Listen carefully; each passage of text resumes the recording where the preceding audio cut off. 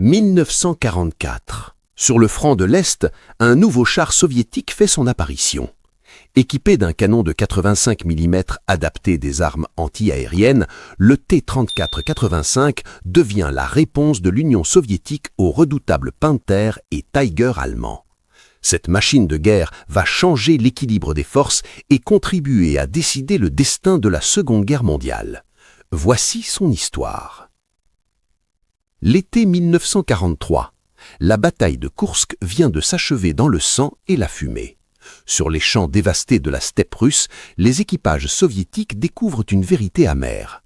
Leurs T-34 armés de canons de 76,2 mm ne peuvent plus percer le blindage frontal des nouveaux chars allemands. Les Panther et les Tiger ont changé les règles du jeu.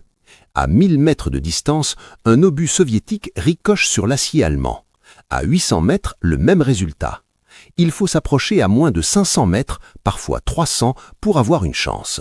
Une distance mortelle où les canons allemands de 75 et 88 mm transforment les T-34 en tombeaux d'acier. Les pertes soviétiques atteignent des proportions alarmantes. Dans les bureaux du Kremlin, Staline exige des solutions immédiates. Les généraux de l'armée rouge présentent leur rapport. Le T-34, ce char qui a sauvé Moscou et Stalingrad, est désormais techniquement dépassé. L'industrie soviétique doit réagir rapidement, sinon la reconquête de l'Europe de l'Est sera payée d'un prix en sang impossible à accepter. En décembre 1943, dans les usines de l'Oural et de Gorki, les ingénieurs travaillent jour et nuit sur un projet révolutionnaire. Adapter un canon anti-aérien de 85 mm au châssis du T-34. Cette arme, initialement conçue pour abattre les avions de la Luftwaffe, possède la puissance nécessaire pour perforer 110 mm de blindage à 1000 mètres de distance. De quoi enfin affronter les Tiger frontalement. Mais intégrer ce canon exige une refonte complète de la tourelle. Les ingénieurs conçoivent une nouvelle tour, plus grande, plus lourde, inspirée de celle du char lourd KV-85. Cette tourelle peut maintenant accueillir 3 hommes au lieu de 2. Un tireur, un chargeur et surtout un commandant enfin libéré des tâches de tir. Si vous êtes passionné par l'histoire militaire de la Seconde Guerre mondiale, abonnez-vous à l'Énigme militaire pour ne manquer aucune de nos enquêtes documentaires. Laissez un commentaire avec le mot Koursk si vous connaissiez déjà l'impact de cette bataille sur l'évolution des chars soviétiques. Entre décembre 1943 et janvier 1944, l'histoire militaire soviétique bascule dans l'urgence. 2 équipes d'ingénieurs s'affrontent dans une course contre la montre. D'un côté, l'équipe de Fyodor Pietrov à l'usine numéro 9 développe le canon D5T de 85 mm. De l'autre, l'équipe de Vassili Grabine perfectionne le ZIS S-53, une version simplifiée plus rapide à produire en masse. Le 15 décembre 1943, 2 T-34-85 non armés sortent des chaînes de montage pour des tests. Le comité de défense d'État approuve le concept malgré les imperfections. Staline ne peut attendre. Le 23 décembre, l'ordre tombe. Production immédiate avec le canon D5T en attendant la version définitive. L'usine numéro 112 de Krasnoïe-Sormovo à Gorki commence la fabrication dès le mois suivant. Les premières unités reçoivent leur T-34-85 en janvier 1944. Ce sont les bataillons d'élite de la Garde rouge qui testent ces monstres d'acier en combat réel. La nouvelle tourelle mesure 1600 mm de diamètre. Elle pèse plus lourd, mais offre enfin un espace de travail décent. Le commandant dispose maintenant d'une coupole avec vision panoramique à 360 degrés. Il peut surveiller le champ de bataille sans avoir à viser lui-même.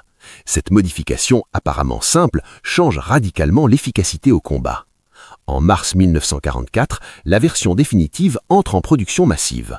Le canon ZIS S-53 remplace le D5T. Plus simple à fabriquer, plus réalible, il offre les mêmes performances balistiques. 3 usines principales coordonnent la production. L'usine 183 à Nijni Tagil dans l'Oural, l'usine 112 à Gorki et l'usine 174. Les cadences augmentent rapidement. En mai 1944, 1200 T-34-85 sortent des chaînes de montage. Le coût unitaire s'élève à 164 000 roubles, plus cher que le T-34-73 modèle 1943, mais bien moins qu'un char entièrement nouveau. L'ingénierie soviétique a réussi le pari, moderniser sans paralyser la production. Le T-34-85 modèle 1944 pèse 32 tonnes au combat. Son moteur diesel V2 34 de 12 cylindres développe 500 chevaux, propulsant la machine à 54 km/h sur route. Sur terrain accidenté, sa vitesse descend à 25 km/h, mais il maintient une mobilité supérieure aux chars allemands plus lourds. Le blindage frontal de la coque atteint 75 mm d'épaisseur, incliné à 45 degrés. Cette inclinaison multiplie l'épaisseur effective à 105 mm. La tourelle possède un blindage de 90 mm sur l'avant. Insuffisant contre les canons allemands de 88 mm à courte distance, mais l'angle d'inclinaison offre une protection acceptable au-delà de 800 mètres. Le canon ZIS S53 de 85 mm mesure 4,64 mètres de long. Ses obus perforants pèsent 9,8 kg et quittent le canon à 780 mètres par seconde. À 1000 mètres, il perce 110 mm de blindage vertical. Contre un Tiger I, le T-34-85 peut perforer le blindage frontal entre 500 et 800 mètres. Contre un Panther, la situation est plus complexe. Le blindage frontal du Panther atteint 80 mm incliné à 55 degrés, équivalent à 140 mm effectifs. Le T-34-85 doit viser les flancs ou s'approcher dangereusement. Face au Tiger II, le nouveau monstre allemand de 70 tonnes, le T-34-85 ne fait pas le poids en duel frontal, mais les soviétiques ne combattent jamais en duels individuels. Ces chiffres révèlent une philosophie de guerre totalement différente entre l'Allemagne et l'Union soviétique. Les Allemands misaient sur la qualité technique individuelle, les soviétiques privilégiaient la quantité tactique coordonnée. Restez avec nous pour découvrir comment cette philosophie a changé le cours de la guerre. La tactique soviétique compense les faiblesses techniques par la supériorité numérique et la coordination. Un T-34-85 seul contre un Tiger II perd. 5 T-34-85 attaquant simultanément de directions différentes gagnent. Pendant qu'un ou deux chars fixent l'attention du Tiger allemand frontalement, les autres contournent pour attaquer les flancs et l'arrière, où le blindage ne dépasse pas 80 mm. L'équipage du T-34-85 se compose de 5 hommes. Le conducteur à l'avant gauche, le mitrailleur de caisse à droite et 3 hommes dans la tourelle. Le commandant dirige les opérations, le tireur vise et tire, le chargeur alimente le canon. Cette spécialisation améliore considérablement le temps de réaction au combat. Le T-34-85 transporte 56 obus de 85 mm et 2850 cartouches pour les deux mitrailleuses DT de 7,62 mm. Son autonomie atteint 300 km sur route, 185 en terrain varié. Des réservoirs externes peuvent augmenter cette distance, mais représentent un danger en combat. Le 23 juin 1944, 2 ans jour pour jour après le début de l'opération Barbarossa, l'armée rouge lance l'opération Bagration. 2 400 000 soldats soviétiques, 5 700 chars et canons automoteurs, plus de 5 000 avions se jettent sur le groupe d'armées centre allemand. Les T-34-85 constituent le fer de lance de cette offensive titanesque. En première ligne, les nouveaux chars soviétiques avancent en formation coordonnée. Contrairement aux attaques désorganisées de 1941 et 1942, Bagration démontre une maîtrise tactique impressionnante. Les corps blindés percent les lignes allemandes sur des centaines de kilomètres, encerclent des divisions entières, libèrent Minsk en 10 jours. Les T-34-85 excellent dans ce type de guerre de mouvement. Le 3 juillet, 2 pinces soviétiques se rejoignent à l'ouest de Minsk, emprisonnant 150 000 soldats allemands. Les Panthers et Tigers allemands livrent des combats désespérés, détruisant parfois 5 ou 6 chars T-34-85 pour chaque char allemand perdu. Mais les ratios ne comptent plus. Pour chaque Panther détruit, 5 T-34-85 de remplacement arrivent du front. Les usines soviétiques produisent maintenant 1200 chars par mois. Les usines allemandes ne peuvent aligner que 200 Panthers sur la même période. À l'automne 1944, les T-34-85 franchissent la Vistule et entrent en Pologne. L'offensive Vistule-Oder de janvier 1945 propulse l'armée rouge de Varsovie à l'Oder en 3 semaines, parcourant 600 km dans les neiges d'hiver. Les colonnes de T-34-85 avancent si rapidement que la logistique peine à suivre. Des unités doivent s'arrêter faute de carburant, mais la masse globale continue de rouler vers Berlin. En avril 1945, la bataille de Berlin commence. Les T-34-85 pénètrent dans les faubourgs du capital du Reich. Le combat urbain est mitoyable. Les Panzerfausts allemands, roquettes anti-chars portables, deviennent le cauchemar des équipages soviétiques.